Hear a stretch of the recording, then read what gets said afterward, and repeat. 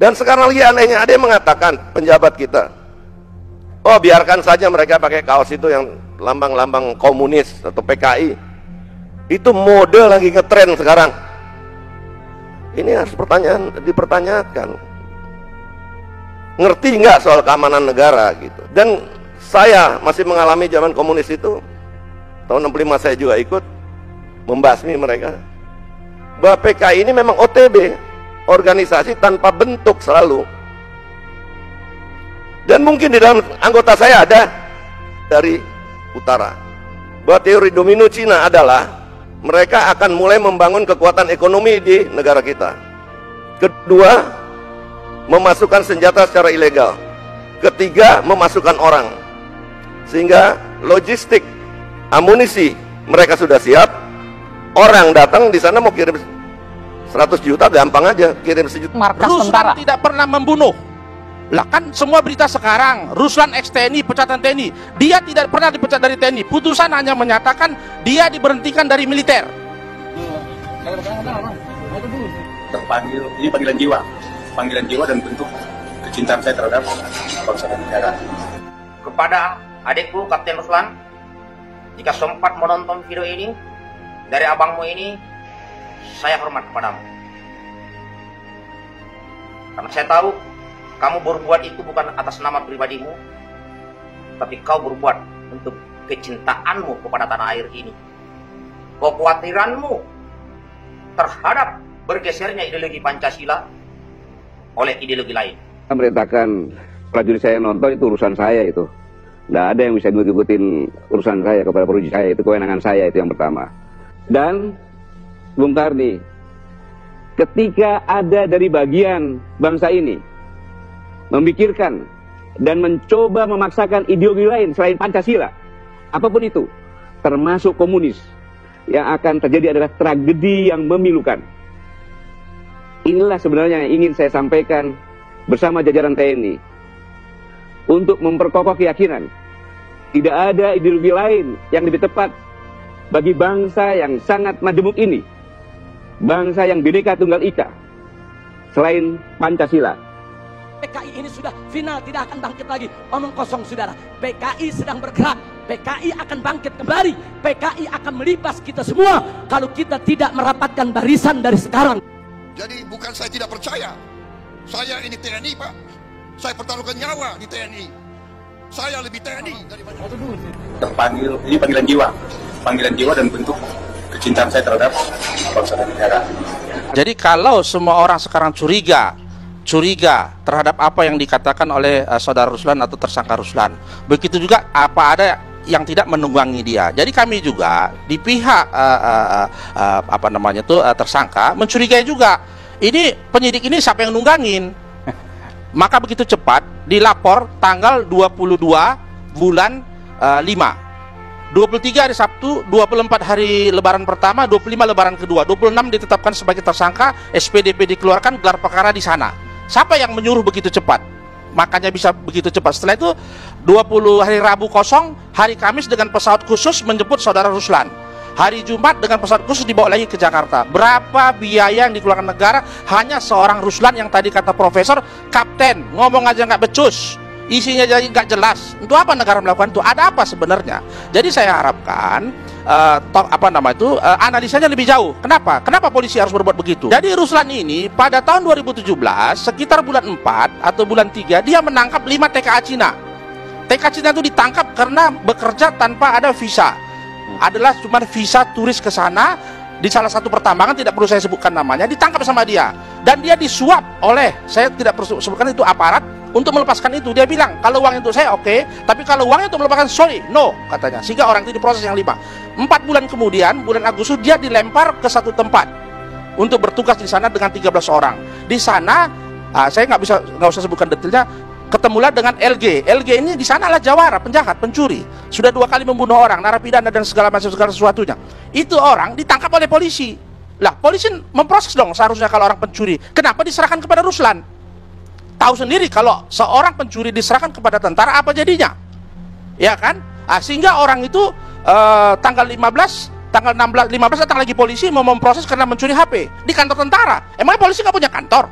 tanggal 16 dia ngabur, 16 malam dia datang mau nyerang poskonya si Ruslan. 16 malam. Tanggal 17 ketangkap lagi karena mencuri lagi. Markas Ruslan tentara tidak pernah membunuh. Ini amar putusannya bicara begitu. Ya, ini amar putusannya bicara begitu. Diceritakan sedemikian rupa semua kejadian. Kenapa orang bisa berani menyerang markas tentara? Kenapa orang mesti benci sama TNI? Saya bingung. Kenapa mesti dibawa TNI? Apa salah TNI? Ya? Tidak ada yang bawa ini TNI udah nggak sini. benar ini. Ya, Bung ada juga masalah senjata. Iya. Lah iya.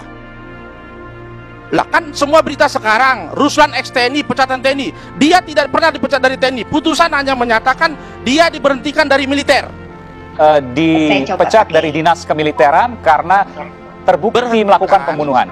Siapa itu kemudian ex Serdadu Trimatra? Anda belum menjawab itu, Bung Tonin. Nah, ini ya. Saya akan jawab, inilah cemerlangnya saudara Ruslan ini. Dia sebaik diberhentikan, dia berpikir, ini TNI ini kan sudah kebentuk 5 tahun, kebentuk 10 tahun, sudah bukan manusia biasa. Sudah dia mempunyai karakter, punya body, punya pemikiran yang berbeda dengan masyarakat yang belum jadi tentara. Bagaimana menggalang mereka yang dipecat-pecat ini? Makanya dia mendirikan Yayasan Serdadu Ex Trimatra Nusantara ini. SKAHU-nya ada, ya. Ada anggaran dasarnya, ada penasehannya, dia ketua, sekretaris ada. Jadi pemikiran cemerlang. Bagaimana supaya ex-TNI ini kalau sudah diberhentikan supaya tidak liar. Ini kan 3 angkatan ini, ada laut, udara, dan darat. Kalau polisi saya nggak tahu ikut apa nggak di sini. Nah, pemikiran seperti itu, ini maka digalang.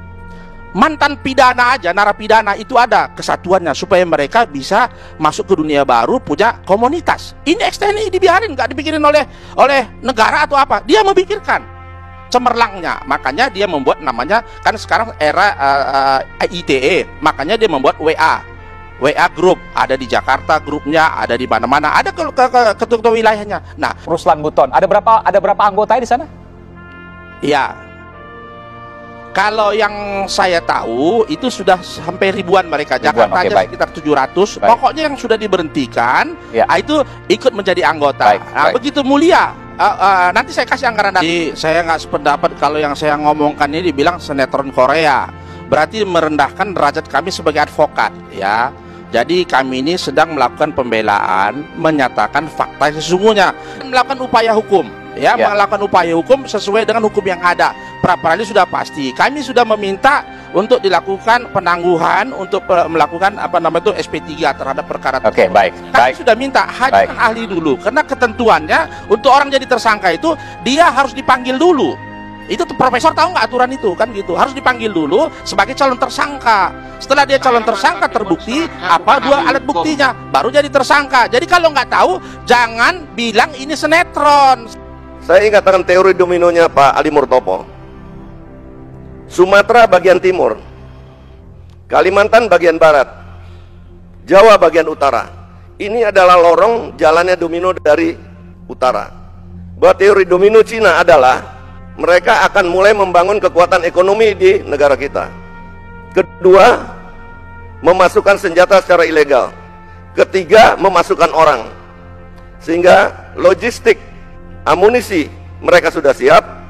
Orang datang di sana mau kirim 100 juta gampang aja, kirim sejuta mati, dia isi orang terus. Yang penting senjatanya udah ada, logistiknya semua ada di sini. Dan sekarang kenyataannya, kalau kita dari Medan sampai ke Lampung, di pesisir timur, itu semua adalah bangunan-bangunan, perumahan, tempat tinggal, maaf, non-pri, mayoritas. Jawa bagian utara, mulai dari Merak, kita jalan, BSD, kita jalan lagi kemana-mana. Semua mereka sekarang diberikan izin untuk bikin pulau. Jualan apartemen tidak pernah kosong, selalu habis. Siapa yang isi? Dulu saya tanya kepada teman-teman yang itu, siapa yang beli kok bisa laku bener? Oh, dari Bangka, dari Medan. Saya tanya penjabat-penjabat di Medan, Bangka, tidak berkurang penduduknya. Ini dari mana orangnya? Pernah kita sensus tidak orang-orang ini? Jadi saya curiga bahwa di pemerintah kita telah kemasukan mereka-mereka ini yang menyiapkan satu gerakan mengembalikan komunisme. Karena kita ingat tahun 65 itu bukan komunis Rusia. Kita putus hubungan dengan RRC karena mulai dari situ hubungan Bapak Subandrio pada waktu itu. Jadi ada aparat-aparat kita yang pengambil kebijaksanaan di pemerintah, bahkan legislatif kita sudah kemasukan, dan sudah mereka bisa memutuskan dan mengambil kebijaksanaan. Ini yang harus kita bersihkan. Dan sekarang lagi anehnya ada yang mengatakan, penjabat kita, oh biarkan saja mereka pakai kaos itu yang lambang-lambang komunis atau PKI. Itu mode lagi ngetren sekarang. Ini harus dipertanyakan. Ngerti nggak soal keamanan negara gitu. Dan saya masih mengalami zaman komunis itu. Tahun 65 saya juga ikut membasmi mereka. Bahwa PKI ini memang OTB, organisasi tanpa bentuk selalu. Dan mungkin di dalam anggota saya ada, di dalam FPI mungkin ada yang pakai baju-baju kiai sekarang yang mengadu domba dan segala macam jadi dukun juga banyak. Apabila pemerintah melalui aparatnya tidak bisa menegakkan hukum di negara ini, maka kita bersama-sama akan menegakkan hukum kepada mereka-mereka yang Pancasilais. Terima kasih.